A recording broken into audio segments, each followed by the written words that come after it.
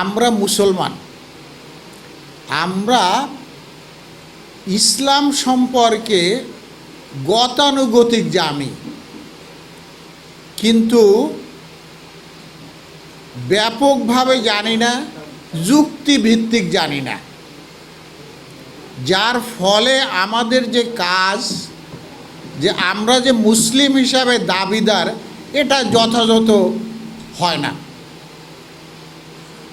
আমি যদি এখন বলি যে হযরত মুহাম্মদ সাল্লাল্লাহু আলাইহি সাল্লাম আমাদের নবী, এটা আমাদের যারা মুসলমান আমরা গতানুগতিকভাবে বলি যে মহানবী না আসলে এই দুনিয়া সৃষ্টি হতো না, তিনি রহমাতুল লিল আলামিন, তিনি ভালো মানুষ, এটা বলি।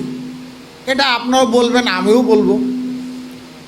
কিন্তু আসলে তিনি যে কতটুক ভালো ছিলেন, সবচেয়ে ভালো ছিলেন না গতানুগতিক আমরা মুসলমান হিসাবে আমাদের পক্ষে বলি, এই জিনিসটা একটু আমাদের জানা দরকার। তা আমি প্রথমেই আপনাদেরকে একজন অমুসলিমের বক্তব্য দেখে আমি কথাটা শুরু করতে চাই। আপনারা যারা শিক্ষিত মানুষ, যারা দ্বীনের লাইনে চর্চা করেন, যারা আগামী দিনের ভবিষ্যৎ, সেই যুবক কিশোর, তাদেরকেই উদ্দেশ্য করে বলছি যে আপনারা সবাই হয়তো জানেন দি 100 একটা বই লেখা হয়েছিল, তার লেখক ছিলেন মাইকেল হার্ট। তিনি কিন্তু মুসলমান ছিলেন না, তিনি ছিলেন একজন খ্রিস্টান গবেষক। তিনি যে বইটা তুলে ধরছেন,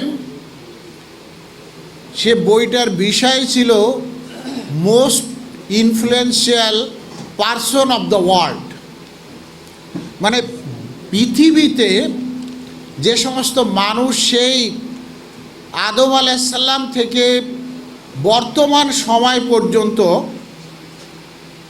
এসেছেন, তাদের ভিতরে যারা মানুষের জন্য বেশি কল্যাণ সাধন করেছেন, মানুষের উপরে প্রভাব বিস্তার করেছেন সবচেয়ে বেশি, সেই মানুষগুলার উনি প্রথমে 500 লোকের, এটা 14 বছর ধরে গবেষণা করে, উনি একজন ঐতিহাসিক, 14 বছর ধরে উনি গবেষণা করে 500 লোকের একটা তালিকা করেছেন।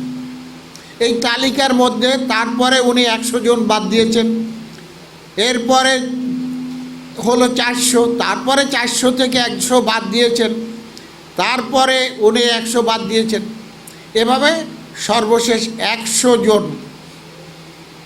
লোকের তালিকা করেছেন। এবং মজার বিষয় হলো যে 100 জন লোকের যে তালিকা করেছেন, সেই তালিকার মধ্যে প্রথম যে ব্যক্তি, যার নাম 1 নম্বরে রেখেছেন, তিনি হলেন হযরত মুহাম্মদ সাল্লাল্লাহু আলাইহি সাল্লাম। এখন আমি একটু খুশি হইতে পারি যে কি মজা, আমার নবীর নাম রাখছে। এটা অন্য একজনের নামে যদি শ্রীকৃষ্ণর নাম রাখতো, আমার একটু মনটা খারাপ হতো যে শ্রীকৃষ্ণের নাম রাখলো না, এ মনে হয় লোকটা ভালো না, এ হযরত মুহাম্মদ সাল্লাল্লাহু আলাইহি সাল্লাম নাম রাখছে, খুব ভালো। আসলে এই গতানুগতিকতা দিয়ে কিন্তু ইসলামকে শ্রেষ্ঠ প্রমাণিত করা যাবে না। আমরা যে এই শ্রেষ্ঠ জাতি, কুনতুম খায়রা উম্মাতিন, এটা কিন্তু প্রকাশ করা যাবে না, মুখে বলা যাবে। আমাদের সমাজ, আমরা যারা মুসলিম, আমরা কিন্তু এই জায়গায় থেমে গেছি। আমরা আজকে আমাদের যারা যুবক যুবতী যারা আছে, তাদেরকেও ঠিক ওই গতানুগতিক কথা বলে, ইয়া নবী সালাম আলাইকা, রসুল না হলে এই পৃথিবী সৃষ্টি হতো না, এই সব কথা বলে একটা উজু করে নামাজ পড়লে একটু কিছু করলে একেবারে আলেম ওলামারা নিয়ে কি করে, ওই একেবারে বেহেশতের মধ্যে ঢুকায় দেয়। ওয়াজ মাহফিলে এই ধরনের বক্তব্যগুলো চলে আসে, মানে একেবারে সহজ তরিকা, সহজ পদ্ধতি। মানে দেখা যায় একটু গবেষণা করলে দেখা যায় যে আমাদের নবী যেভাবে দ্বীনের দাওয়াত দিয়েছেন এর সাথে এই ধরনের কোনো মিল নাই। সহজ তরিকা, যেমন সুন্নত আমরা কিভাবে সৃষ্টি করছি, যে সুন্নত মিলাদ পড়ে মিষ্টি খাওয়া খুব সুন্নত, এটা আমরা কিন্তু সবাই জানি। এটা জানে না এমন কেউ নেই, অথচ এর কিন্তু কোনো ভিত্তি নাই। অথচ রাসূল যে দ্বীনকে প্রতিষ্ঠা করার জন্য দ্বীনের যে আন্দোলন করেছেন, দ্বীন প্রতিষ্ঠা করার জন্য চেষ্টা করেছেন, উহুদের ময়দানে দাঁত ওনার ভেঙে গেছে, ওইটা আর সুন্নত আমরা বলি না। কেন বলি না? যে ওই সুন্নত পালন করতে গেলে একটু কি লাগে, কষ্ট হয়, সমস্যা সৃষ্টি হতে পারে, জেল জুলুমের মধ্যে যেতে পারি, সময় আসবে, এই জন্য আমরা বলি না। মানে আমরা হলাম সুবিধাবাদী মুসলিম। কিন্তু সত্যিকার অর্থে ইসলাম একটা পূর্ণাঙ্গ জীবন ব্যবস্থা, আর এই পূর্ণাঙ্গ জীবন ব্যবস্থার মানে পেশ করেছেন আমাদের মহানবী হযরত মুহাম্মদ সাল্লাল্লাহু আলাইহি ওয়াসাল্লাম।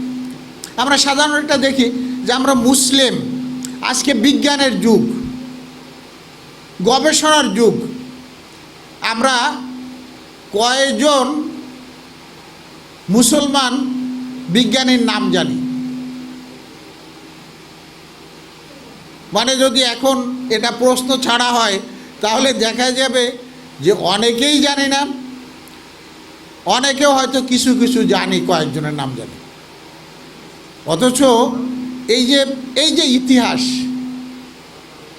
এটা তো বাস্তবে আছে, কিন্তু আমরা সেই যে 200 বছর গোলামি করছি, সেই 200 বছরের ধারাবাহিকতায় যে ব্রিটিশদের সৃষ্ট শিক্ষা পদ্ধতির মাধ্যমে আমরা চলে আসছি।